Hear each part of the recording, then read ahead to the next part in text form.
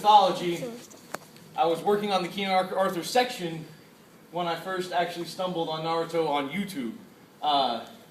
And it was weird because I was sitting here reading a story about a boy who didn't know his father, who was the son of a king but didn't know it, whose father left him a weapon that protected him from harm, whose best friend betrayed him, and who loved a woman who didn't love him back. Well, sort of loved him back. Loved him back, but also loved another guy, which is basically Sakura.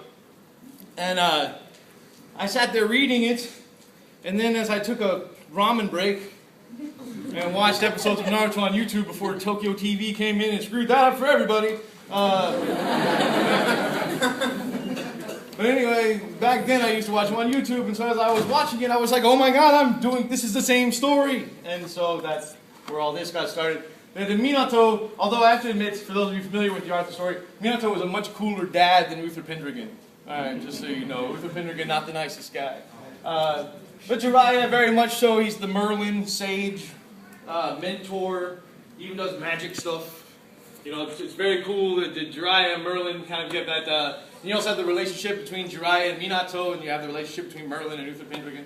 And then Sasuke, you've got this cool, real attractive, confident guy who fights really well. Which is Lancelot. Pretty much the same guy. And then the weird thing though is like when you got to Guinevere, that's when things got more complicated. Because I was like, well, who's Guinevere? Is it Sakura or is it Hinata? Because technically, I kind of hope he gets with Hinata. I'm not a big fan of the Naruto. I'm sorry. I'm sorry. I realize that she's still getting over her issues with Sasuke, but I really just think Naruto needs to get over it and move on.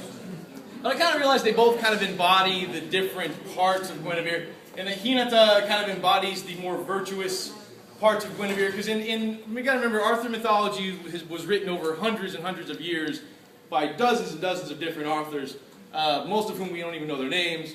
And so, a lot of the time, you get different versions of Guinevere depending on the story. Sometimes you get a very virtuous type of almost like virgin mother type figure, and then you end up other times where you have this more stubborn, whiny, angry, kind of hard to please queen.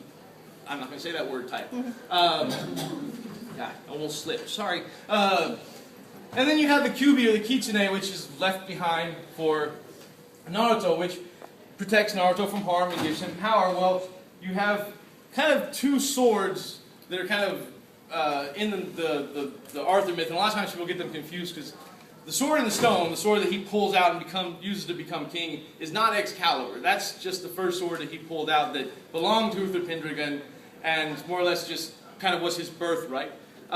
Excalibur, though, the kind of interesting thing about Excalibur, which also was kind of a birthright issue, is that its scabbard was kind of what made Excalibur more of a valuable weapon. The sword itself was very useful, but the scabbard, if you had it on your hip, you couldn't be harmed. Pretty handy. I would love to have that. And in fact, that's what leads to Arthur's death. Is that his sister-in-law, or half-sister, that he sleeps with and has a child with and ends up getting killed by that kid later, she more or less uses magic to make a fake version of the scabbard and switches them. And so when when Arthur meets his end in his final battle, he thinks he's still got the scabbard that protects him on, and he doesn't. And he doesn't dodge because he thinks he can't get hurt, and he was wrong. So anyway, so that's just a quick recap of what we went over last year. This year, I want to talk more specifically about how Naruto applies as a traditional mythological hero in general. Specifically with what we mythologists refer to as the hero's journey. Because as I've already said, the story of Naruto is very much a King Arthur story, which means that obviously it's a hero's journey story. And on the whole, like there's the whole story of Naruto from beginning to end is a hero's journey. But also, when you have these hero's journeys, you have these little tiny ones that kind of loop off in the sequence. And he's had some really cool ones lately. But first, I guess I need to kind of explain what exactly the hero's journey is and how it works. And luckily for me, Google Images provided me with this really groovy diagram. And this is a a sequence you see a lot in movies, and I'll be using a lot of different pop culture references to kind of show how this works in other stuff as well. And usually, the hero starts off in what's called the ordinary world. Now, it doesn't necessarily mean ordinary world as we consider it the ordinary world. I don't know that I would say Konoha is the ordinary world. But it's ordinary to the hero. It's home. It's the place where the hero feels safe. Mom's there, dad's there. Well, sometimes mom and dad are there. Or your aunt and uncle that buy droids and get killed. But you start off in that world, and then you have what's called the call to adventure. And for Naruto, he's had several different calls to adventure, and he's actually pretty good about not refusing them. Because most of the time, if the hero gets the call to adventure and says, yes, let's do this, which Naruto's really good at, if he does that, nothing bad really will happen right away. However, if you go the Luke Skywalker route and say, no, I need to stay and help my aunt and uncle, stormtroopers will show up and burn them to death.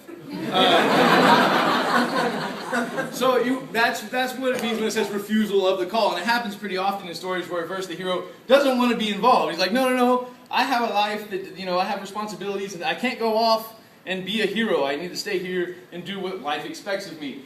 But you can't do that. Otherwise you won't be a hero. So we have to kill the people you love to make sure that you do this for us. But that is what ends up happening quite often, especially in today's movies. The hero's like, I can't do this. I have to stay here with my ill grandmother, and then ninjas come in and destroy her. And you have to leave. So you refuse the call. Then you meet the mentor.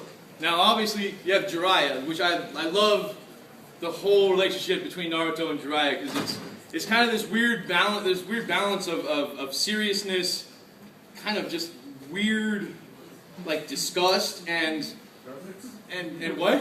Perverts. And perverts, yes. Which I love that Arrow Sinin, even now that Jiraiya is dead, he's still being referred to as Arrow Sinin. I love that.